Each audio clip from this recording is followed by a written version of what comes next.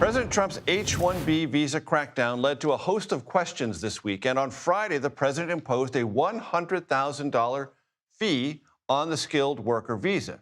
Within hours of the announcement, some top employers sent out memos urging foreign staff to stay in the United States or get back on American soil before Sunday's deadline while they sort out what it all means. The confusion forced the White House to clarify that this new fee will not apply to existing H-1B visa holders and will only be levied once. Those are some pretty important clarifications.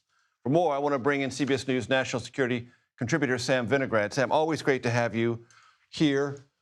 What led to this, or who pushed this within the administration, and what are some of its earliest ramifications? Well, certainly we are told that the president was enamored with the idea of revenue generation from this visa category. The H-1B visa program typically allows in about 85,000 new visa holders on an annual basis, and that convinced the president that there was money to be made there. We also understand that there was some pressure internally within the administration to just hire more Americans and to get more U.S. job creation underway. So those two factors, revenue generation and U.S. job creation, likely led to this new proclamation. And Control Room, let's bring up the graphic we have on the top 5 H-1B visa countries. India, 72.6%, China, 12.5%, Canada, 1%, South Korea, 0.9%, Philippines, 0.8%.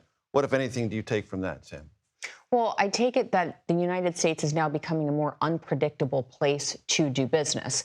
The president has been systematically going through lawful pathways to come to the United States to work, to live, and reforming them. And so as employers, I think there are serious questions to ask about whether investing in the United States, seeking to employ a lot of people in the United States, is actually going to be predictable and good for your business longer term. And as potential employees consider job offers in the U.S. or in other countries, there are questions about whether coming to the U.S. is a safe bet anymore or whether they should go work elsewhere. You often think about the geopolitical implications of things. What about this? Well, India certainly is not going to be pleased. As the largest shareholder, if you will, of H-1B visas, this is going to hit Indian nationals hard.